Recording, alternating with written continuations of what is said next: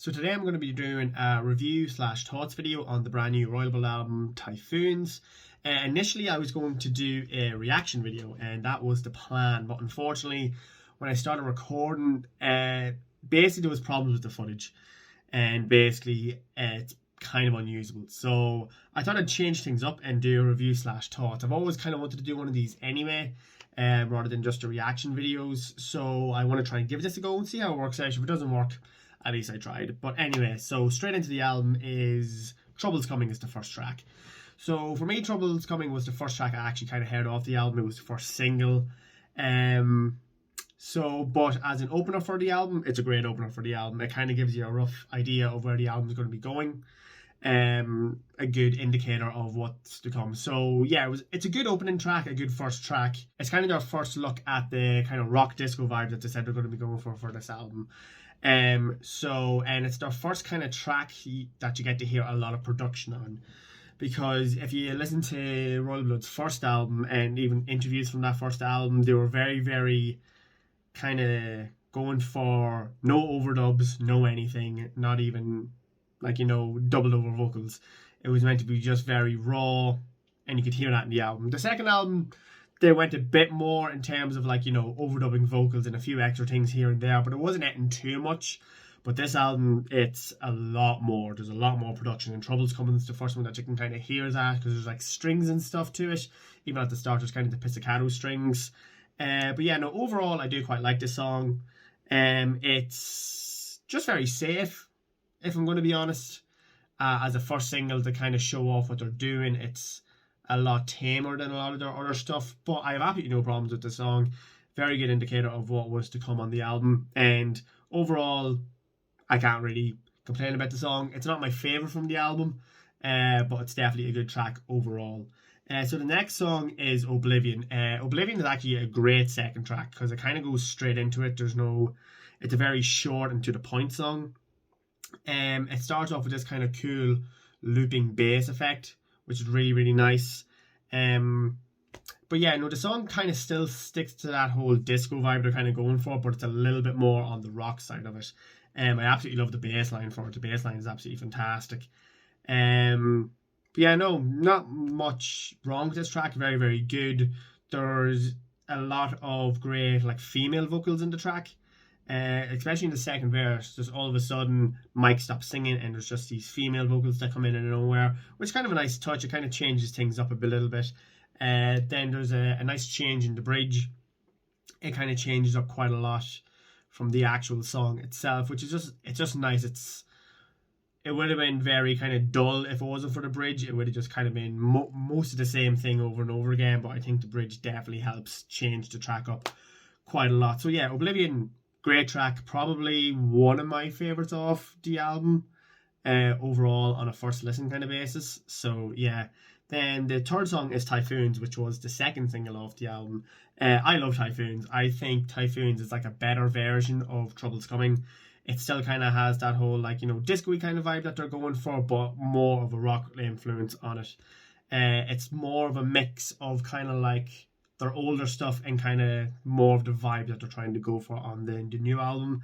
One thing that really struck me about the song is the lyrics. Lyrically, I think it's very much to do with everything that's happening at the moment. The kind of whole lockdown, being inside, and just kind of your head being a mess. So the lyrics definitely point towards that, and even Mike Carr in interviews has said that. And I think it's to do with, he was talking a lot about him having alcoholism and going through therapy and stuff. So I'd say it's a bit of both with the lyrics, both kind of being in lockdown, being indoors, and then his kind of mental health as well. The lyrics definitely stood out to me on that track. One thing I love about this track is the riff that comes after the first chorus. I think it really kind of helps this track grow. It's a lot heavier than kind of most of the other riffs on the album so far. So yeah, no, absolutely love this track. Really, really good overall. It could have maybe used an extra part or two here and there, maybe, because it's very reliant on, it's basically just a verse, chorus, and then the kind of, I don't want to call the other riff a bridge, but it's kind of reliant on three main parts to kind of carry the song. I'm not sure if a fourth section would have worked for the song, but I would have liked to maybe have heard one. It might have just maybe elevated that song just a little more than it already is. The next song in the album is Who Needs Friends. I really like this one. This one's really, really good. It starts off with kind of like a very staccato-y kind of 3/4 signature. Then when the lyrics come in, it changes to a 4/4 signature. So it's kind of a nice deviation. Shows that they're still kind of experimenting with the whole thing. It's really nice and kind of groovy. There's lots of space in both the drums and the bass line. When the chorus comes in, the chorus is just a little flat for me. I do quite like the chorus, but it kind of just lets the track down just a little bit. I'm not sure really what I could have used to be any better, but I just wasn't fully happy with the chorus. But overall, like, you know, it's good, but I still think it fell a little bit flat. But there is a bridge section in the song that really opens it up, because the song's very staccato, just very on beat. But I think this bridge really opens it up and is really a highlight for the song. So it really kind of elevates the song a lot more than what it is. Other things I noticed on the song is, once again, more the kind of female backing vocals in it. And then I think Ben, the drummer, gets to kind of shine a little bit more in this song, because usually when it comes to disco-y kind of stuff, the drums is usually just a very 4-to-the-floor beat. It's just, not that there's not much to it, but like, you know, you can't really expand with it kind of sounding out of place. But I think with this one, the fact that, you know, it has a different time signatures, it's a bit more kind of off the wall than the other track. It really lets him shine, because he's an absolutely fantastic drummer. He's an absolute beast. But this really kind of lets him shine quite a lot. The next track is Million and One. Million and One for me is a massive kind of influence or vibe of like Daft Punk and Justice. Very almost electronic-y sounding with the bass line. And the bass line actually reminds me a lot of The Funk by Daft Punk in terms of the melody. I think they're very, very similar. They kind of hit the same, not notes, but like the melody is kind of like dun, dun, dun, dun, dun. If you replace them notes, you'd easily have The Funk. Not saying this is a bad thing, it's a good thing. I absolutely love Daft Punk and Justice. They're like two of my favourite electronic acts of all time. So for me, big thumbs up there. Listening to it, it has actually potential to be maybe the next single off the album. I don't know if they have announced it yet. I haven't heard if they have. But for me, this could easily be the next single. It's very catchy, be very radio friendly. Compared to everything else that came on the album, it's a lot more chill. It's not as in your face, but in a good way. It's kind of a nice change up on the album. I love the structure of the song. There's really good layering in the song. Like, you know, the bass and drums will constantly, like, you know, stop and start. Overall, really good layering. And then it builds to this section with, like, just out of nowhere, these, like, pizzicato strings, which is really, really nice. Once again, kind of, as I'm kind of talking about, setting on that kind of Justice, Daft Punk influence vibe. More so Justice than anything else. Then there's a very odd kind of vocoder in it.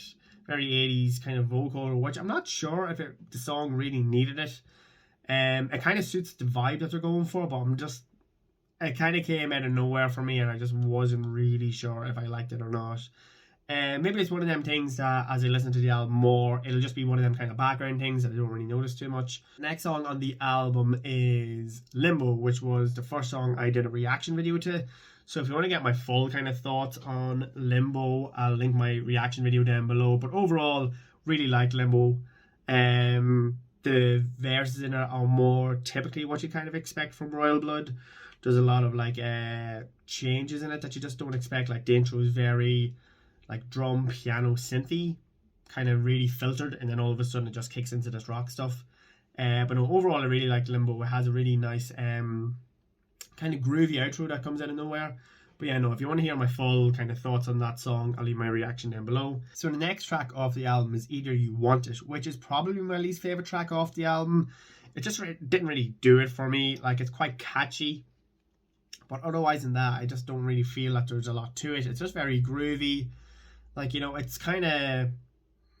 It is one of them songs that will stick in your head, but it's not one of them songs that kind of once stuck in my head. The chorus is very catchy, but otherwise than that, I just don't really think there's a lot to the song. For me, the like saving grace of this song is the bridge. The bridge is kind of more what I would expect Royal Blood to kind of do. It's a nice switch up. It's a nice change. But if it wasn't for that bridge section of the song, this song for me would just be a kind of a throwaway track. I don't love it. It's just not really for me. So the next track off the album is Boilermaker. This is actually the first song I kind of heard off the album because they played it live before, unfortunately, everything had to kind of like shut down. But this is definitely the more rocky track off the album. It's a lot more what you'd kind of expect off them. I know there was kind of a big campaign to get it released because obviously they played it live, teasing like, you know, new stuff coming out, and then unfortunately everything had to stop. But this was really great track. I really loved this. This was another song that I did a reaction to, so if you want to kind of hear my full thoughts on that, once again I'll leave it down below. But overall, really like this track. It's actually produced by Josh Homme from Queens of the Stone Age, and you can definitely hear it on it. But overall, really like this track. Probably my favourite off the album, but at the same time, I've still only heard this album once, so maybe another song on the album might kind of creep up the top. But at the minute, this will be my favourite, but once again, things can change. The next track off the album is Mad Visions. This is once again another song that I'd say is massively influenced by Justice. Because when you hear the pre-chorus in particular with the kind of the big choir vocals, the pianos, it's very reminiscent of maybe stuff they would have done on their most previous album, or maybe even the one before that. So I really like this track actually. Kind of has a cool phaser effect on the bass, so it's not just typically like, you know, heavy and distorted. The song actually builds quite nicely. Like there's a great structure to it. It kind of constantly keeps your interest. Once again, it's another kind of left turn for them, all of a sudden having these like, you know, massive vocals, massive pianos. But overall, for me, it's a really enjoyable track. I quite like it. I think it's going to be one that will really grow on me. So the next track on the album is Hold On. And for me, Hold On is very similar to the song before it, which is Mad Visions. It's kind of not a throwaway track on the album, but for me, it's a very much so just an album track. It's a good song. I don't love it. I don't hate it. It's just kind of there. It could have easily been a B-side. But overall, I'm probably more happier than it's on the album than not on the album. But yeah, for me, there's just nothing really too much that stands out in the song. It's a good song to listen to. It's probably not one I'll listen to outside of the album when I listen to it in full. But yeah, no, overall, I quite enjoy it. Now the last song on the album is a bit of a weird one for me. It's called All We Have Is Now. It's just a piano-based track with Mike on vocals, which is very odd for them because I know, like, you know, obviously bar bass, Mike plays piano, but I wasn't expecting this on the album at all. It's a massive left turn. It's a very kind of soft and somber track, but I think overall it's a good track. I just don't think it suits the album at all. It would have been a nice song if maybe it was the second last song and then they had another song come after it, which was a big closer and maybe was reminiscent of it in terms of maybe like starts off with the piano but builds and has loads of layering, because obviously they're very heavy on the production on this album. So it would have been nice to hear a big closer on the album, which kind of started slow and just kept on building and maybe like loads of strings, big vocals, big choir. But unfortunately, no, the last song on the album just completely fell flat for me, because the last two albums ended with Better Strangers and Sleep, which were two fantastic closing tracks for an album, big and bombastic. But this is just kind of, it just doesn't hit the mark, especially on an album that's so disco influenced. It just really comes out of left field, and it's just not what I kind of wanted the album to end on. It's a track that by itself I would listen to for like if I was kind of in a more of a chill mood, but on the album I just don't really think it suits. So overall, I did quite enjoy this album. It was kind of what I was expected. As I said, more of the kind of rocky disco vibe as I said they were going for. I was kind of hoping for maybe a few more tracks like Boilermaker, kind of more just rock focused and not too production heavy, but unfortunately there wasn't really too many like that. Tracks like Oblivion, yeah, it's quite like Boilermaker in terms of more just being more rock influenced than anything else, but I think overall it's more of a disco-y kind of vibe to the album. There was no tracks I really hated on this album. I think most of the tracks are very good. There wasn't too many standout tracks for me. Maybe Million and One was a bit of a standout track for me. But otherwise than that, I think it's overall an enjoyable album. From a first listen, it's probably my least favourite Royal Blood album, which I really didn't want. it to be. I really wanted to be surprised by this album, but it was kind of just what I expected it to be, with the odd thing here and there kind of standing out, especially like the last track on the album. It kind of stood out, but maybe not for the reasons I would have liked it to have stood out for. But once again, it could be one of these things where I listen to the album more and more, because I think on a first listen, you can't really fully grasp the album. So I think on more and more of a listen, I might maybe start to enjoy the tracks I didn't enjoy as much on the first listen. Tracks maybe like Hold On or Either You Want It. So I'm hoping over time, just things gradually kind of sit better with me. But overall, I'd probably give this album maybe a 6.5 out of 10. I think maybe the reason why I'm a bit kind of on the fence of this album is Royal Blood were a band that I kind of fell in love with for their rawness, for just being, you know, heavy guitars, heavy drums, stuff you can mosh to. But over time you can see that they're changing, but I think this album is a massive change compared to the last two albums, because like there was a little bit more production on the last album, but it wasn't really kind of too much. It was just nice wee bits here and there. But for this album, they went full steam ahead on the production side of stuff, which, don't get me wrong, I love when bands experiment. I don't like when bands just stick to the one thing and it kind of becomes dull and boring. But I think for this, maybe just a little bit more of their older stuff could have blended into it. Just a few more kind of riffs even, because I think maybe that's one thing that it's missing. It kind of leans a lot on maybe just like vocal melodies and stuff like that. Not enough riffages. But once again, bands do have to change. If they just keep doing the same thing, will you keep an interest in them? Even if it's stuff that they do that you're not crazy about, at least they're trying. They're not just saying, we do this one thing and that's it. So I have to give them fair dues for that. They're trying, they're experimenting, they're having fun, which I think is great on this album. It's not just, you know, we're just going to sit down and write 10 rock tracks and put it out as an album. Like, you know, they really decided to do something different. And for the most part, I think it worked, but I think there's a lot more to be achieved by it. So I'm hoping for whatever they do release in the future, that maybe it's a little less production heavy. I think that was one thing that really stood out for me on the album, is there was a lot of production in terms of layered vocals, strings, synths, even like filtered drum intros and that kind of stuff.